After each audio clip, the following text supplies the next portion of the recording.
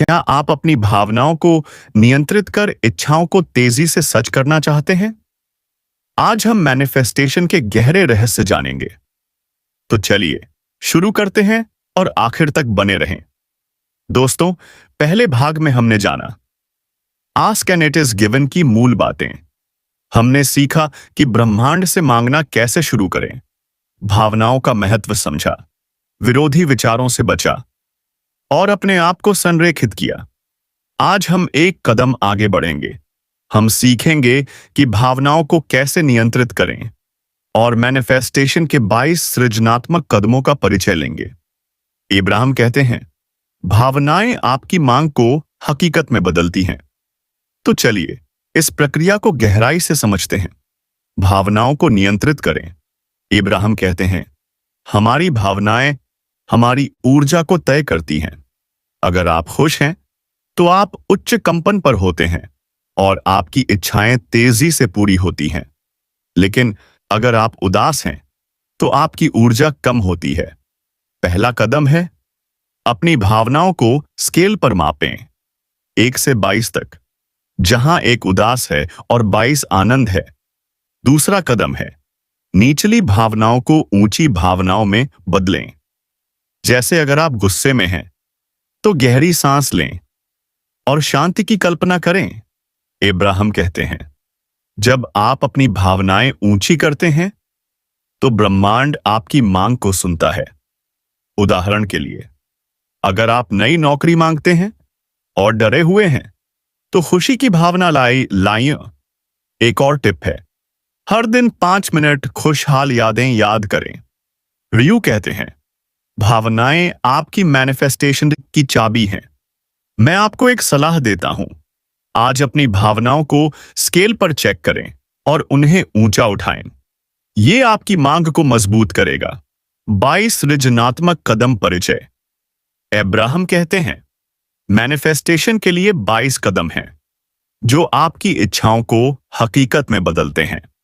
पहला कदम है अपनी इच्छा को पहचानें। जैसे मैं एक नया घर चाहता हूं।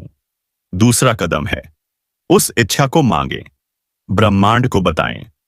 तीसरा कदम है विश्वास रखें कि वो मिलेगा। ये कदम आपकी ऊर्जा को संरेखित करते हैं। इब्राहिम कहते हैं, ये 22 कदम एक सीढ़ी की तरह हैं जो आपको आसंपैतिस को आनंद तक ले जाते हैं।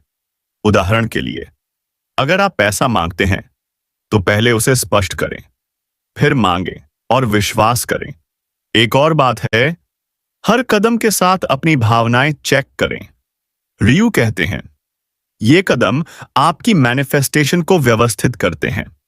मैं आपको एक सलाह देता हूं, आज अपने 3 कदम लिखें और उन्हें आजमाएं। ये आपकी यात्रा शुरू करेगा। प्रक्रिया को गहराई से लागू करें।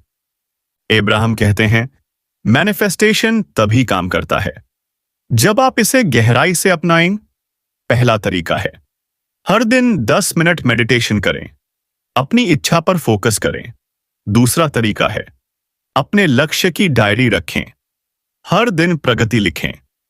तीसरा तरीका है, अपने आप को प्रेरित करें, प्रेरणादायक वीडियो देखें। इब्राहिम कहते हैं, जब आप प्रक्रिया को गहराई से अपनाते हैं तो ब्रह्मांड आपकी मदद करता है। उदाहरण के लिए, अगर आप घर मांगते हैं तो उसकी तस्वीर देखें और हर दिन उसकी कल्पना करें। एक और टिप है, अपने दोस्तों को बताएं जो आपको प्रोत्साहित करें। मैं आपको एक सलाह देता हूं, आज से 10 मिनट मेडिटेशन शुरू करें। यह आपकी मैनिफेस्टेशन को मजबूत करेगा। मैं आपको एक कहानी सुनाता हूं। इब्राहिम किताब में बताते हैं, एक शख्स था जो अपनी सेहत बेहतर करना चाहता था। उसने अपनी इच्छा मांगी, लेकिन उसकी भावनाएं नकारात्मक थीं। फिर उसने भावनात्मक स्केल अपनाया और हर दिन मेडिटेशन किया। कुछ महीनों में उसकी सेहत में सुधार हुआ। इब्राहिम कहते हैं, यह कहानी साबित करती है कि भावनाएं और कदम मैनिफेस्टेशन को सफल बनाते हैं। वो कहते हैं, अगर आप लगातार प्रयास करें तो आपकी इच्छाएं सच होंगी। इस कहानी से सीखें, अपनी भावनाओं को नियंत्रित करें। मैं आपको सलाह देता हूं, आज से अपनी भावनाओं पर काम करें। ये आपकी जिंदगी बदलेगा। अब इन सारी बातों को एक साथ जोड़ें। पहले भाग में हमने ब्रह्मांड से मांगने की नींव रखी और संरेखन सीखा। आज दूसरे भाग में हमने भावनाओं को नियंत्रित करना सीखा। 22 सृजनात्मक कदमों का परिचय लिया, भावनात्मक मार्गदर्शन स्केल समझा और प्रक्रिया को गहराई से लागू करने के तरीके जाने।